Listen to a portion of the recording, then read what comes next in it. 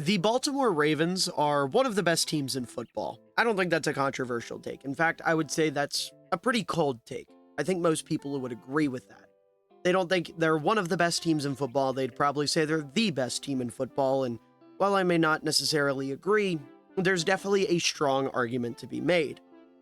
And the reason for that primarily has been their offense. Their offense looks great. Lamar Jackson's having an MVP caliber season. Derrick Henry looks like the best running back in football. They're tearing it up offensively. However, this is the Baltimore Ravens we're talking about. We know this is a team that prides itself on strong defenses. When you think of this team, you think of guys like Ray Lewis, Ed Reed, Terrell Suggs, Haloti Ngata. The list goes on and on of dominant defenders, especially in the front seven. However, this year Baltimore's defense has been less than great. It just feels like they're leaving something to be desired. And obviously that will happen when you lose a talented defensive coordinator like Mike Macdonald. But when you look at Baltimore and they're ranked 22nd in the league in pass rush win rate and 24th in the league in run stuff win rate, it's a bit surprising. You know, that doesn't feel like Baltimore football. And judging by how they played against the Bengals, I don't think I'm the only one who came to that conclusion. Nnamdi Madubuike, probably my favorite defensive lineman in the league that doesn't play for my Chicago Bears, little asterisk there. He went absolutely crazy against the Bengals, the second time he's done that this year. Earlier in week 5 when these two teams met, he had 6 pressures. This time he had 7. He also had a career-high 3 sacks on 48 pass rushes, registering a 14.6 pressure rate, and just absolutely went crazy. He had a fantastic game, forced a fumble on Joe Burrow. And I figured, you know what? Let's make it a yearly tradition.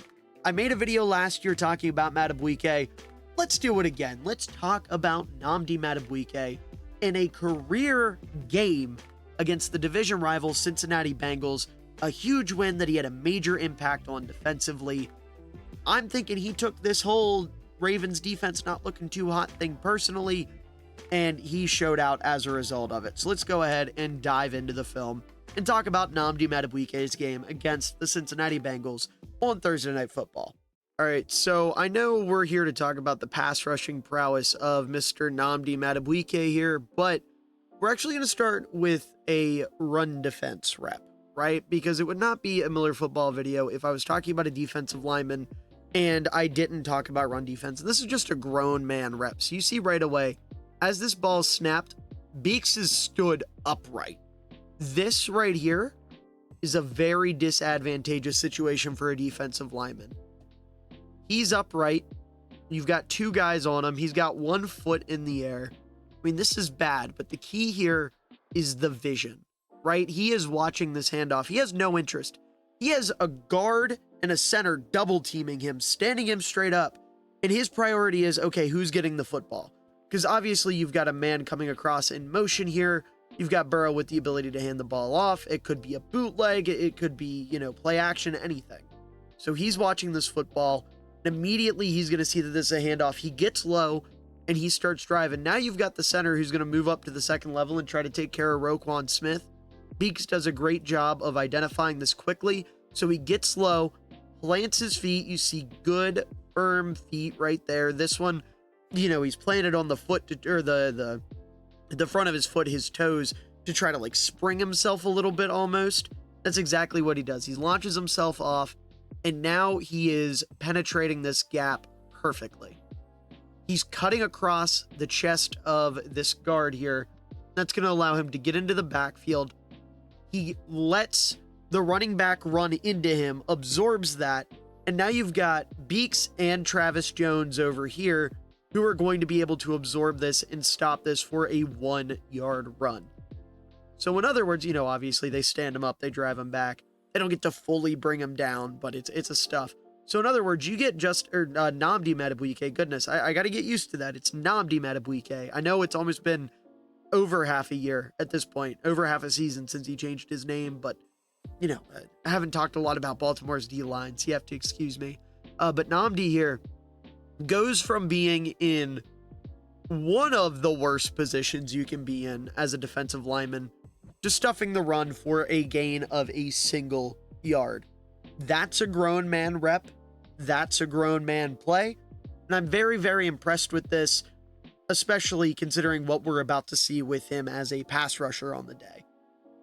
All right, so getting another kind of like gimmick play out of the way, I guess you could say. Realistically, it's just the only time we'll see a play of this nature. Got Beaks lined up as the defensive end here as an edge rusher. Something that Baltimore is able to do with him. You know, you can move him across the line, and he's going to do a great job here against the tackle. So you see he fires out to the outside shoulder. He wants to attack the corner, and he's going to do a great job of doing that. See, he gets his hands in the chest, and he's lower. Immediately, he has all of the leverage in this situation. He's the low man, and as we know in football, the low man wins. You've got your hands in the chest of the lineman, meaning that you're going to be able to dictate this matchup. You see the tackle here has his arm and his hand on the outside of Beaks. That means he's going to have a harder time dictating. So Beaks swipes, resets, and puts himself in a position to attack the outside shoulder once more, this time using speed. That moment there of standing and then bursting to the outside, he knows that tackle can't keep up with him. Beaks is quick for an interior defensive lineman. Burrow recognizes this, and that's going to flush him out of the pocket. It's going to make him a little uncomfortable. And then that will actually push him into Odafe Owe, which is then going to force Burrow to have to cut back up inside here. And, you know, unfortunately, you got a double team over here that's kind of preventing this lineman. It's Travis Jones, preventing him from getting anywhere. Kyle Van Noy got turned around. You know, it's kind of up to the linebackers at this point to make a play, unless Beaks, who is in hot pursuit, can get a hold of him. And unfortunately, that's not going to be the case. Burrow, keeping his head up, one of the smartest quarterbacks in the league. He's going to end up getting this one across his body over to Ja'Marr Chase for a big pickup. But much credit to Beaks here for making Burrow as uncomfortable as he did. I love the awareness. I love the quickness. I love the hand fighting. I love everything about this. This is a great rep from Beaks.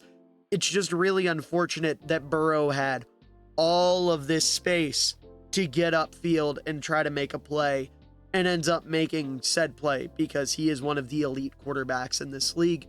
But again, that does not take away from the contributions, of Big 92 there on the left side. All right, this is a really fun one. So for starters, we've got Beaks lined up as a 4-eye here, almost over top of the tackle, sitting here in the B gap. And this is going to be a really fun rep. So we'll go ahead, let Burrow snap this ball, and he's going to actually end up taking on the guard. The tackle is going to offset out wide to take care of Kyle Van Noy, which means that you've got Beaks one-on-one, and immediately he is able to recognize a large gap here in the middle. All of that real estate, he knows he's got to attack it because you've got a double team here. These two are taking care of Travis Jones once again. So that leaves all that real estate for Beaks to just come strolling on through. Now, how is he going to get there? Well, he's going to pull off an incredible spin move we're about to see. So he oversets inside. He's, plants that foot inside. And that's going to force the guard to set a little bit further inside. And he's going to use that momentum to swipe away the guard's hands, spin, get across, fire into that lane, and now he's got Burrow uncomfortable. Burrow's going to have to step up in the pocket. Beaks does get a hand in there. Unfortunately, can't bring him down, but you do see the hand. Gets a hand in there, drives him into some pressure. You've got Travis Jones coming free. You've got Kyle Van Noy over here. He's making him uncomfortable. He's driving him into some teammates. Some good work there. So then Burrow's got to improvise. He's panicking. He spins out of a sack there. He's taking off and running. He just chucks something up as he's about to get hit. And that sails over the head of Ja'Marr Chase. Now, you look at Ja'Marr Chase when Burrow let go of that ball, like he's wide open. This could have been a huge play for Cincy if they're able to complete this. They're not. And then on top of that, if Marcus Williams is in a little bit better positioning here, which, I'm not throwing Marcus Williams under the bus. He was doing a great job in coverage on this play. But I'm just saying, there is a world where if there's a player just in this area, this play ends up being a pick instead of just a really good pressure. And if that's the case, then this is a play we're talking about from Madubuike as one of the best reps from a Ravens defensive lineman on the season, a really big, almost game-altering play, one that really could have helped Baltimore. Obviously, they end up winning the game. Doesn't really matter, but, just like the hypotheticals of it. Regardless, in actuality, in actual practice, what actually happened, you get a 6 spin move by Beaks that makes Burrow really uncomfortable and causes him to throw a very errant pass. Something you don't see from one of the calmer quarterbacks in this league, one of the more elite quarterbacks in this league. I know me saying good things about Burrow in a Ravens video probably isn't going to go over well, but Joe Burrow is very good at football. I hate to be the bearer of bad news to Ravens fans. He is good. It's just clear that y'all have his number. So, you know, you win some, you lose some, I guess. Well, I guess in your case, you're winning all of them. But, you know, he's still good, is the point. All right, so here we're going to get another play of Madubuike disrupting Burrow, or playing a part in disrupting Burrow, at least. So here we've got him lined up as another 4-eye, you know, kind of shaded a little bit closer to the tackle here in the B gap.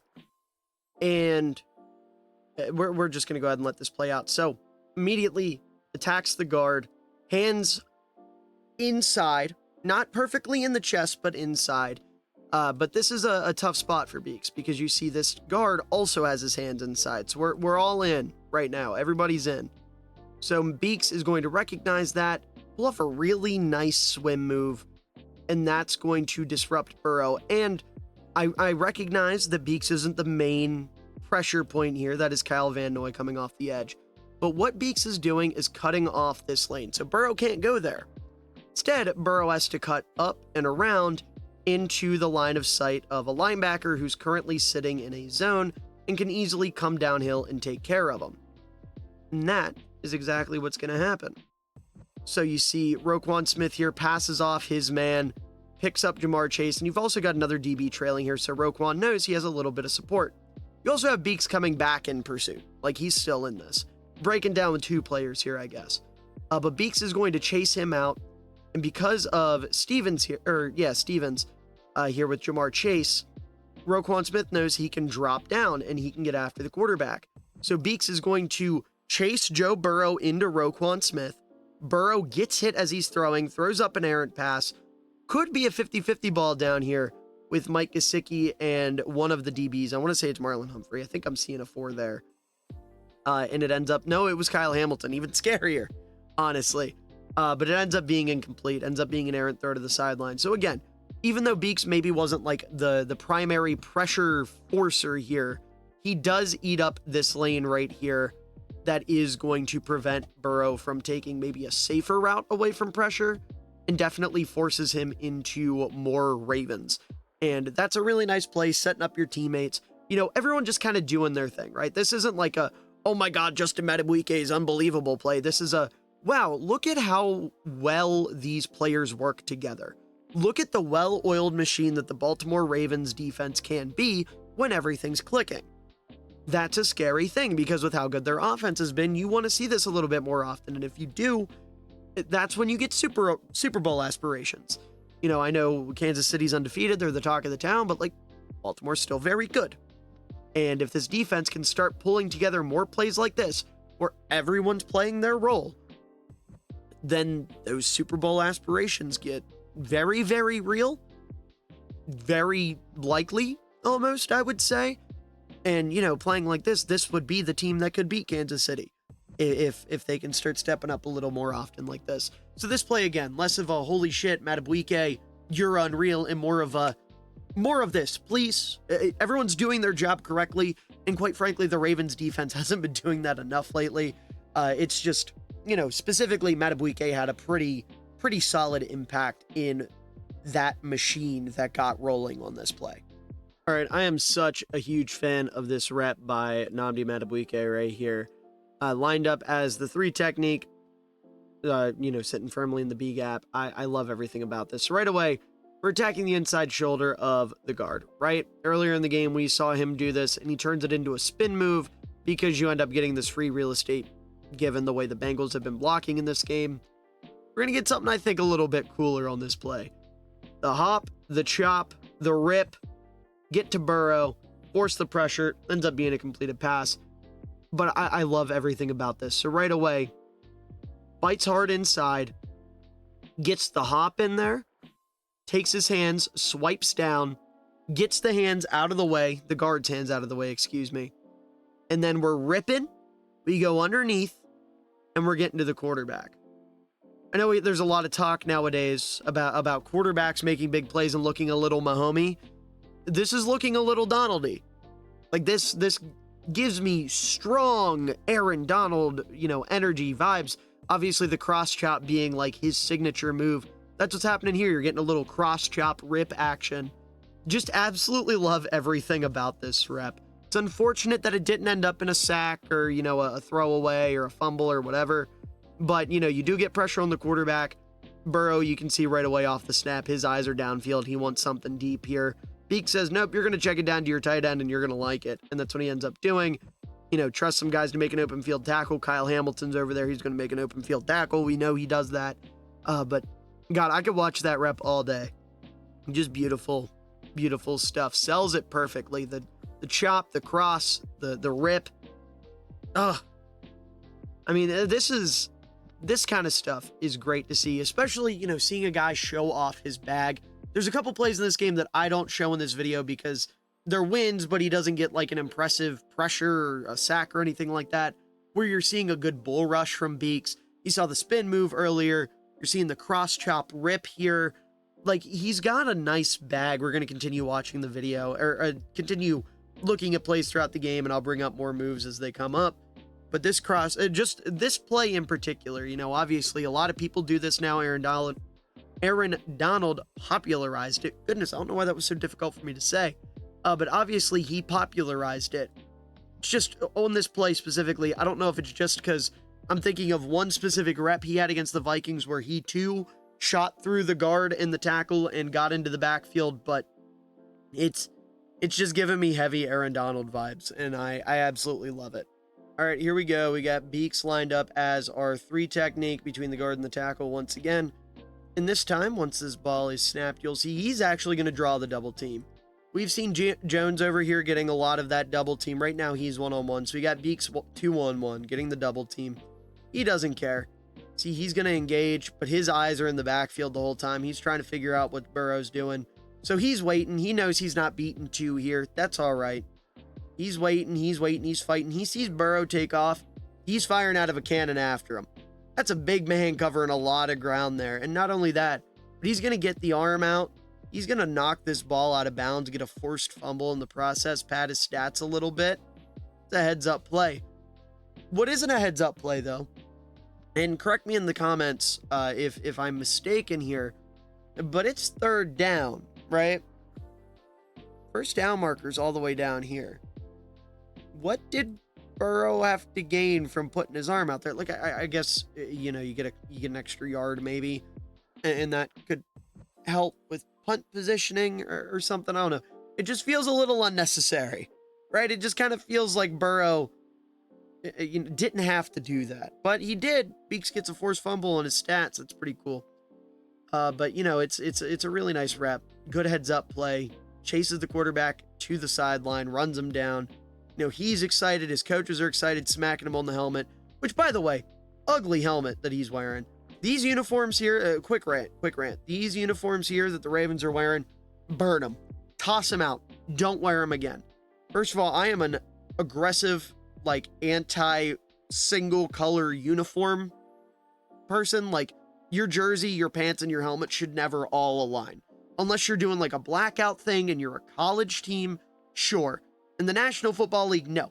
Throw that in the garbage. Get rid of it. Don't do it. On top of that, these helmets, I'll have to pop up a picture on the screen. I know you can't quite see them given the All-22. They're horrific. They look like something like a concept art that Bleacher Report would have published in 2012 during a slow news day in the middle of July where they're like, check out these radical Ravens alternate helmet concepts. And then it's like, yeah, that's cool. And then you forget about it and don't think about it again. And then someone like during the season is complaining about how the helmets look too similar every week. So they post that and they're like, wouldn't it be cool if the Ravens helmet looked like this?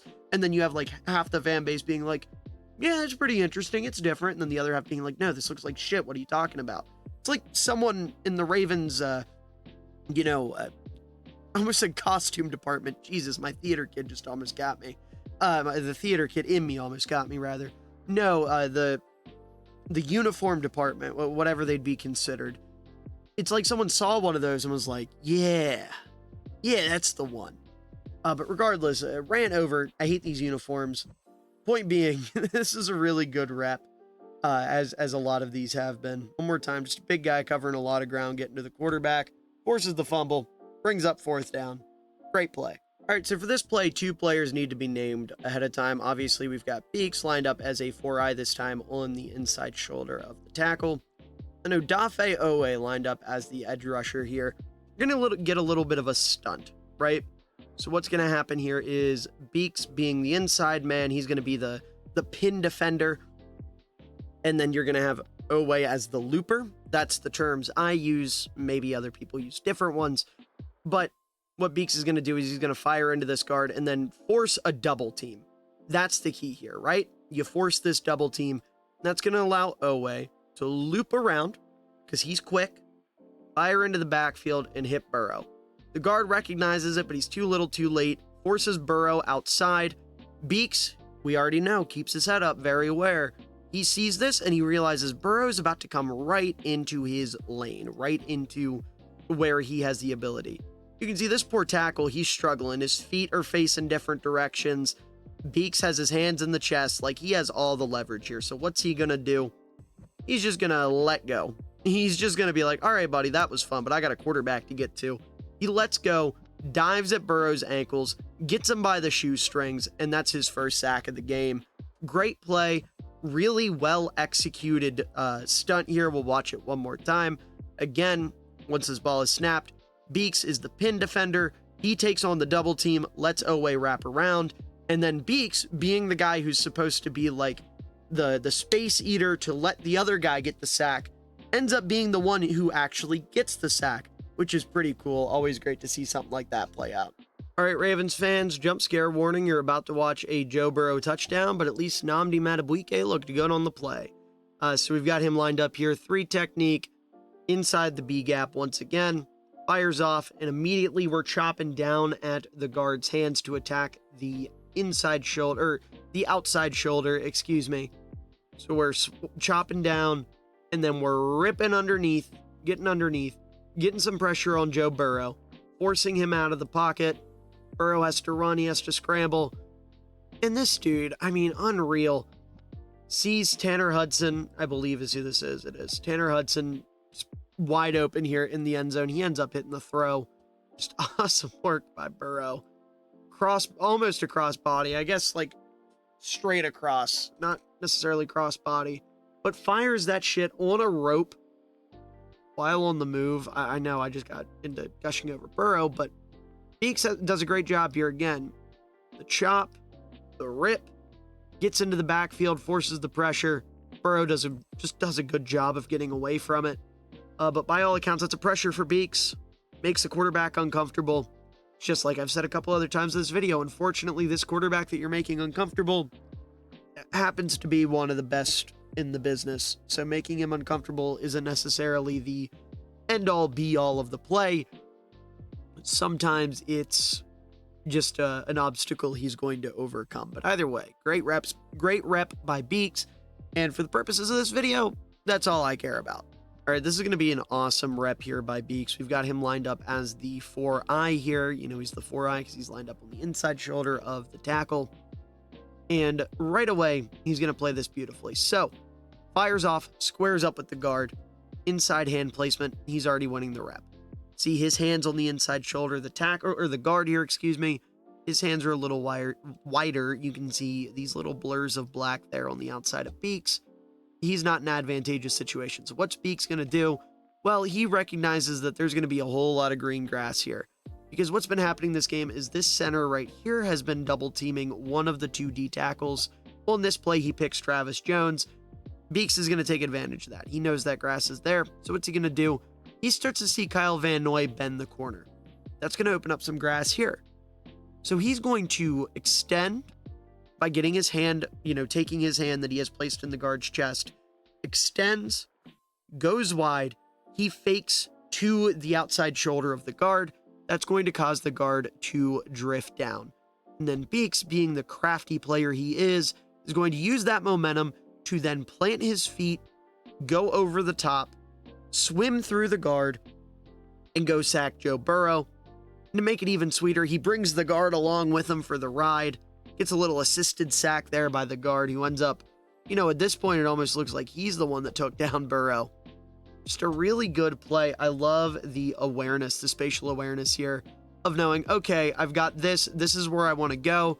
I'm getting a little bit here. I can trick this guy into thinking I'm going to go right, and then I'm going to immediately cut left.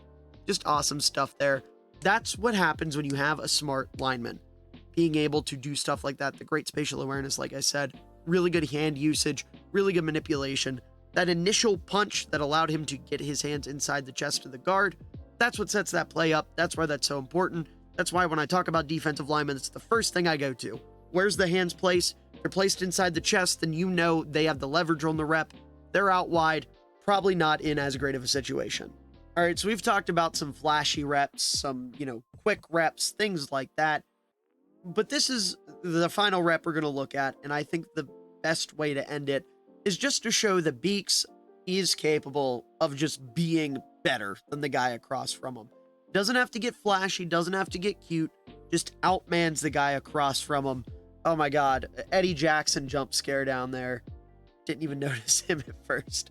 As Ravens fans, let me know how you guys feel about Eddie Jackson. As a Bears fan, I despise him. The effort he showed as a tackler for the entirety of his tenure as a Bear was horrific, and I hated it. But Eddie Jackson aside, talking about a player that's actually good at football and puts 100% into every play, Beaks goes all out here. And like I said, this is the final play of the video. So right away, fires off, gets cute, does his hand movements there. Looks almost like he wants to go for a hop chop move. And then he just resets and immediately gets the hands in there, gets low, and starts driving. Has to reset the hands a couple times, but he keeps driving, pushes the guard into Burrow, makes him uncomfortable. Burrow has nowhere to go because he's got Beaks there. He's got a guy coming off the edge here. He can't roll out, do that spin that a lot of the more mobile quarterbacks do and try to roll out. That's not going to work. That's not Burrow. So he's stuck between a rock and a hard place. So he just says, all right, I'm going to step into this throw and try to make something happen. He gets his arm up. Beaks is wrapped around him at this point, giving him a big old bear hug. And that ball does not go where he wants it to. Beaks holds the shoulder down so he can't get the power, the air he wants behind it. Ends up dropping at Jamar Chase's feet. Incomplete pass. Just an awesome play there by Madubuike. The toughness, the strength, the leg drive. The leg drive is incredible. Just everything about this is awesome. Again, we've seen some flashier reps, some more quote-unquote technically impressive reps. But this is probably my favorite of the day. Just because this is Madubuike saying, listen, man, great effort, but I'm better. I'm simply better than you. This is his Homelander moment for the game. He's better. He just is. And there's nothing you can do to stop him. The only thing that would have made this play better is if he would have gotten that arm a little quicker and it would have been considered a fumble, but, tuck rule. Or if he could have just wrapped up Burrow and dropped. But unfortunately, that's not in the case, or not in the cards. Instead, it's just a really good pressure and a really awesome forced incompletion to wrap up this video. I hope you all enjoyed. If you did, make sure you leave a like down below, because it helps out the channel a ton, shows your support, shows you care, all that good stuff, and I really do appreciate it. Also, make sure to subscribe for weekly film breakdowns. Today's Thursday, I'm putting this out. We're going to have Fullback Friday tomorrow. Ravens fans, you love Pat Ricard. He might get a shout in this Fullback Friday. Who knows? So you definitely won't want to miss that. And then on Saturday, I plan on doing another film breakdown. Hopefully it's within the cards. Kind of depends on timing and things like that. But regardless, I hope you all enjoyed. And to everyone out there watching, I hope you all have a wonderful day, evening, night, afternoon, whatever time of day it is for you. I hope you enjoy it because you're all wonderful people and you truly do deserve it. Had a chance on the throwback. This was an ill-advised throw. What an unbelievable catch by Cole Kmet. And he cups it too. No movement when he hits the ground, tucked up against his shoulder. Wow. Using that